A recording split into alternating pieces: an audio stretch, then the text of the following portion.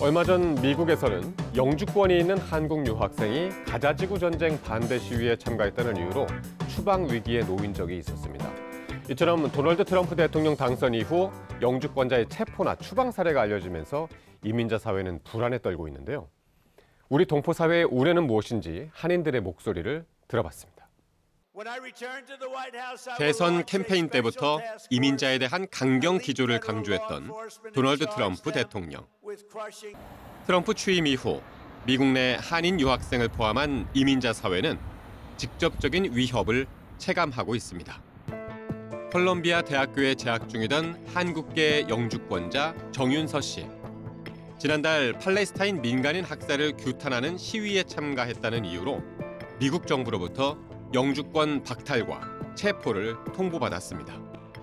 정 씨는 곧바로 법원에 소송을 제기했고 법원에서는 정부 조치에 정당한 근거가 부족하다며 추방 집행을 중단하도록 명령했습니다. 콜롬비아대 학생들 역시 이번 사태를 부당하다고 지적하며 연대의 뜻을 밝혔습니다. Immigration is very important to this country. It's been an important part of this country for many decades, many hundreds of years. In many ways, I think it is somewhat unfair to subject people just because of their immigration status to more stringent and politically motivated actions by the government to kind of limit student voice. It's really, really scary. I actually had a friend at my old school who is Palestinian, and she went to Canada and then she couldn't come back into the United States because of this stuff, and it's really scary. 유학생은 물론 영주권자와 시민권자마저도 추방 대상에서 예외가 아니라는 사실에 불안감은 더욱 커지고 있습니다. 서림 이민자뿐 아니라 영주권자, 시민권자들이 이 어떤 걸 조심해야 되는지 이런 것들을 많이 알리고 있고요. 영주권자 분들께서 불안하시면 내가 과거에 기록에서 혹시라도 예를 들어서 영주권을 받고 나서 내가 옛날에 다녔던 회사라든가 학교에 문제가 있었다든가 아니면 영주권을 받기 전이든지 후든지 형사처벌 기록이 있다든가 뭐 이런 것이 있으면은 과연 해외여행을 해도 되는지 시민권 신청을 해도 되는지 이런 것들을 좀 조심해서 판단하셔야 될 것 같고요. 지난 임기 중에도 트럼프 정부는 시민권 박탈위원회를 구성하고 이민자의 시민권을 취소하고 추방하는 조치를 추진해왔습니다.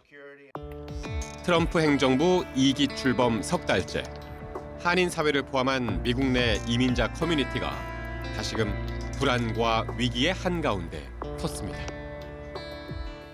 이탈리아 피렌체에서요, 한국 영화만을 집중 조명하는 특별한 영화제가 열렸습니다. 열흘 동안 무려 77편의 작품이 상영돼 한국 영화의 다양한 색채를 선보였는데요.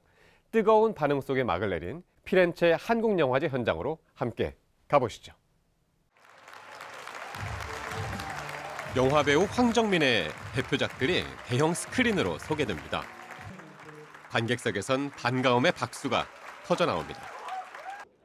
다양한 장르에서 활약해온 배우 황정민 씨가 이탈리아 관객을 만났습니다. 관심 있게 지켜봐 주셔서 너무 감사드리고 저를 안다는 것 자체가 그리고 제 영화를 안다는 것 자체가 너무 기쁜 일이고 행복한 일인 것 같아요. 관객들하고 또 소통하고 하다 보니까 더 열심히 해야겠구나라는 생각도 들고. 영화 곡성과 추격자 등으로 한국 누아르 장르의 선두주자로 꼽히는 나홍진 감독도 관객들과 함께 질의응답 시간을 가집니다. 이탈리아 피렌체에서 열린 제23회 피렌체 한국영화제 현장입니다. Il nostro festival è proprio anche per ogni anno promuovere personaggi del cinema coreano. Il festival sta crescendo sempre di più con un pubblico sempre più interessato alla cinematografia coreana. 이탈리아 문화의 중심지로 꼽히는 피렌체. 특히 한국 영화제가 열린 이곳 피렌체 라 꼼파니아 극장은 세계 각국의 예술 영화들이 관객과 만나는 공간으로도 유명한데요. 극장 내부를 가득 채운 관객들은 영화 관람은 물론 사진을 찍거나 관련 기념품을 살펴보면서 한국 영화를 마음껏 즐깁니다.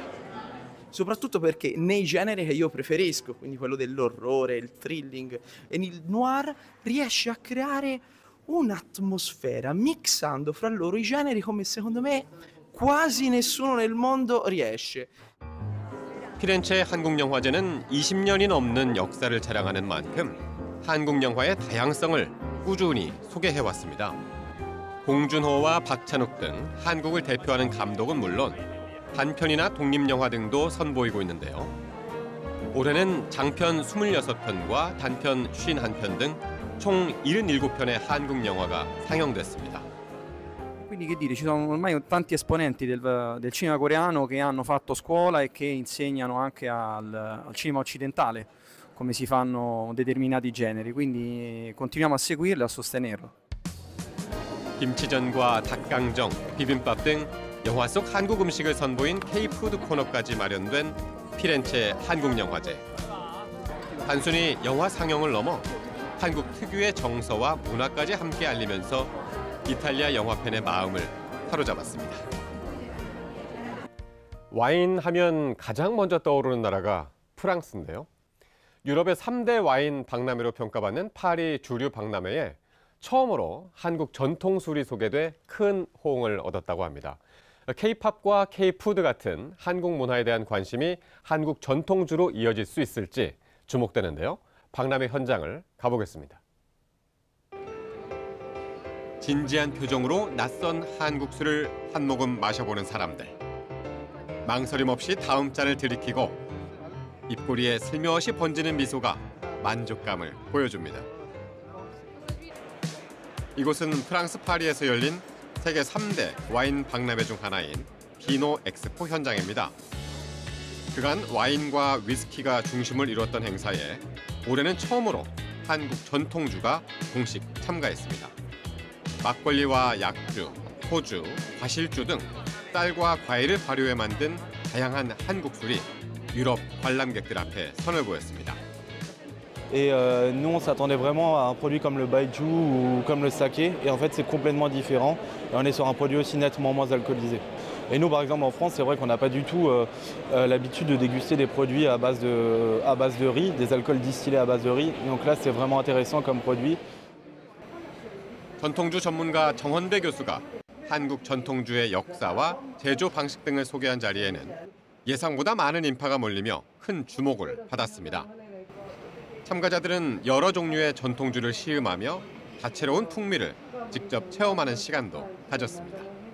On connaît de plus en plus les alcools grâce au cinéma et au K-drama, parce qu'on voit beaucoup de scènes dans les restaurants, mais ce qu'on voit surtout c'est le soju et je dirais makgeolli un peu, mais d'autres alcools plus raffinés ou autres, on les connaît pas forcément. 그것은 우리 한국 술은 쌀을 근거로 해서 그걸 갖고 같은 공법으로 막걸리도 만들고 약주도 만들고 소주도 만들고 수송주도 만들고 그쪽 하나만이라도 제대로 우리가 자리를 잡아서 우리 술이 세계화되는 어떤 기준을 잡아주셨으면 하는 게 생각입니다. 지난해 유럽으로 수출된 한국 식품은 9억 달러. 이 중 주류는 2,200만 달러 규모로 전년 대비 8% 이상 성장했습니다. 이번 박람회는 유럽 시장에서 한국 전통주의 가능성을 확인하는 자리가 됐습니다. 프랑스를 포함해서 유럽에는 아주 다양한 술이 많은데요. 한국의 고유한 전통주는 아직 낯설고 새로움이 있는 술이라고 할 수 있습니다.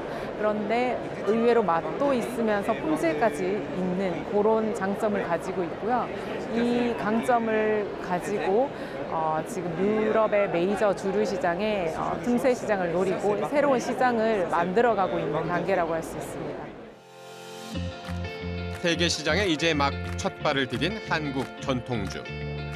그 깊은 맛이 가치를 인정받고 글로벌 주류 시장의 새로운 주역으로 떠오를 수 있을지 주목됩니다.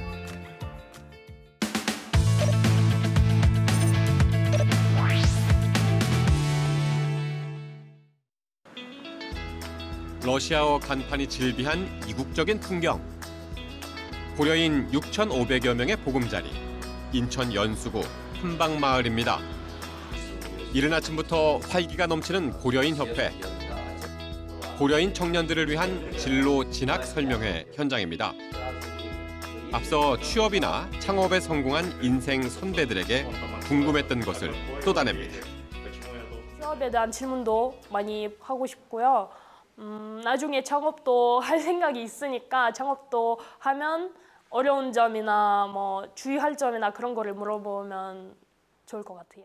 이 대학교 선배들이나 이대섭 그 선배님 같은 사람들이 오셔서 이제 자기 인생에 대해서 조금이라도 이 소개를 하시면은 우리 고려인 애들이도 이제 약간 희망을 가졌으면 좋겠다는 그런. 성공을 하신 선배님을 보면서 이제 고려인 청년들은 많은 이제 정보를 얻고 앞으로는 이제 자기들이 이제 나아갈 미래를 위해서는 이제 많은 고민을 해보고 실천을 했으면 좋겠습니다. 네. 더 넓은 사회로의 문턱 넘기를 앞둔 이 고려인 청년들의 갈증을 해소해주기 위해 협회를 찾은 한 사람. 오늘의 주인공인 온라인 한국어 교육 플랫폼 창업자 고려인 박태섭 씨입니다. 태섭 씨는 자신의 창업 성공 이야기를 진솔하게 나눕니다. Вот совмещая вместе с учебой. Как вы это совмещали все вместе? Какие-то предметы закрывал хорошо, которые мне нравились, а которые нет, я на них прям, где-то что-то делал, работал. Особенно, когда уже Korean Simple запустился. Вот, я ходил в университет, последний курс, там уже вообще легко было, полегче. Я поэтому ходил в универ, быстро пары отсиживал, убегал потом в офис, и вот так сидел и работал. Вот.